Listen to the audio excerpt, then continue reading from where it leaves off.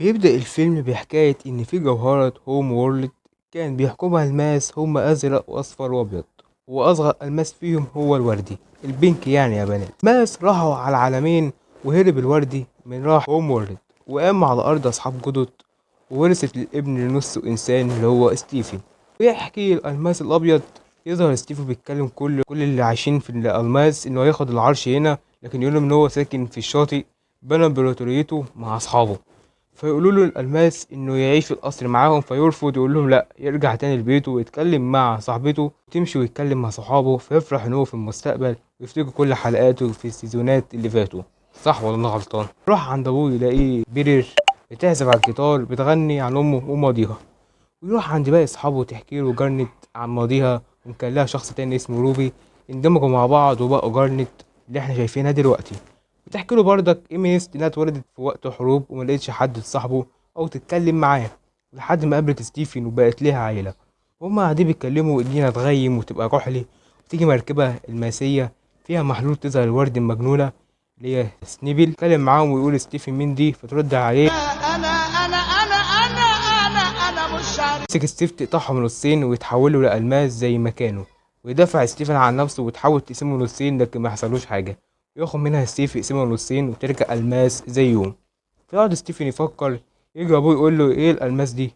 يقول له دول بيرل وإيمينيس وجارنت بس اتحولوا. يرد عليه أبوه إزاي حصل كده؟ يقول له بسبب كذا وكذا وكذا، ويحكي له بقى. فكر أبوه يقول له امسك الألماس دي وارفعها فوق وتنور مع نفسها، وترد عليه الألماس تقول مين أنت؟ يقول له أم ستيفن بتسلم عليكي، تقول لك رجعي بيرل عشان الجمعية. رجع بيرل من الأول مش فاكرة حاجة أبيض يا ورد، ولا فاكرة ستيفن، بس يشوف أبوه بإنه أم ستيفن اللي طلبتها. تقعد تقول له يا أم ستيفن عيب يا بنت اعتمي شنب اللي في وشه. خض ستيفن وترجع جنة لأصلها شخصين ومعاها روبي، وترجع ايمي نست كلهم أبيض وورد محدش فاكر حاجة.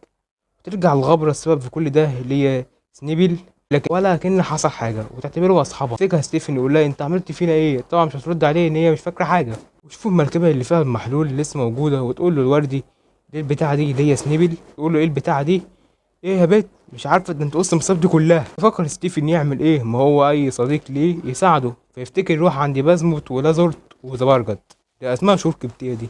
يروح عندهم يشوفوا المركبه، يقولوا لستيفن انهم مش عارفين حل يرجعوه زي ما كانوا، وييأس ستيفن ويزعل. فكر في حل يقول لهم ان لازم يحصل زي الماضي، فتديله قطعه البيتزا يحاول يضربهم لكن ما يقدرش. يمسكها سنيبل وتشغلها وتكسر السقاله وتوقعها. وانت ايه يا بت، انت ايه الدجاج خاب عليهم فرحتهم؟ فتقع حتة حديدة على جرنت فتحمي بالواقي وتكسر، وتساعدها روبي وتخرجها وتفرح ويدمجوا مع بعض تطلع بالشكل ده. يفرح ستيفن يقول لها فاكرة؟ تقول له لا مش فاكرة حاجة، يا فرحة ما تمت. ويدور ستيفن على ايمينيست عشان يصلحها، لكن ايه ده؟ ظهر انت في الكرتون كمان عمال اقول من منور. يخلص عشان ما يحبسش.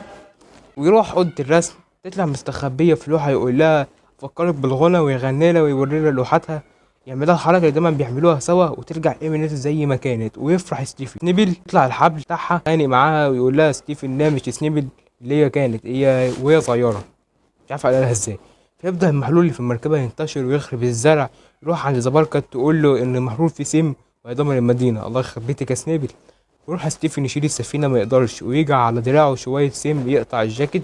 تبدأ الحفلة. يقول ستيفن لأبوه إنه عايز يرجع ذاكرة بيلي زي ما كانت، فيقول لأبوه تعالى أقول لك ونعمل كده.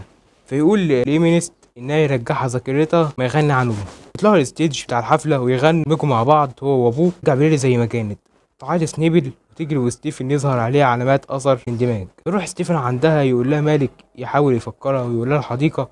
ويروح عند الحديقة بتاعتها تحكي له إن أمه قبل ما تنزل الأرض كانت مصاحباها وبتلعبها، ففي يوم قالت لها إنها نازلة الأرض وهتيجي، وقعد سنيبل تستناها آلاف السنين وما جاتش، وترجع لها ذاكرتها وتغضب عليه. ويقول لها ستيفن ممكن تعمل أصحاب جداد في الأرض، فياخدها معاه وترجع معاه. يشوفوها بيريل وإيمينيست عايزين يضربوها، يقولوا لها لأ دي هتساعدنا. تقول إذا برجت ليهم إن السم بدأ ينتشر في الأرض، فتقول له سنيبل طلع المركبة وتزمط بالمزمار طلعها. ويقول ستيفن إن مش ناقص له غير جارنت يرجعها ذاكرتها. فتقول لسنيبل خلاص انا عايزني تاني، وتغضب منه عشان يسيبوها لوحديها. وتنزل المركبة تحت والسم يطلع على الأرض، فترجع الذاكرة جارنت وترجع تاني. ويضربوا سنيبل وتزمر السم ينتشر في كل مكان، ويدمجوا بيرل ومينست وجارنت وينقذوا الناس. وستيفن واقف ويطلع فوق ستيفن يتكلم معاها، تضربه وتمسكه على الشارع.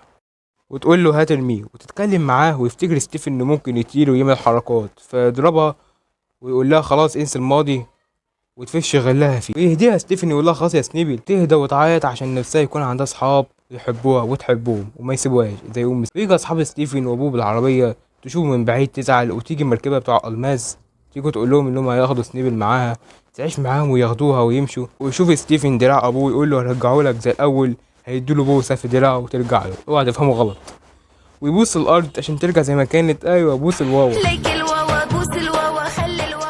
بس وده كان ملخص فيلم ستيفن الكون او ستيفن البطل يعني على حسب كارتون نتورك عندنا. ويا بكون عجبكم ملخص متنساش اللايك وسبسكرايب للقناه عشان تستنونا في فيديو جديد بكره. شكرا.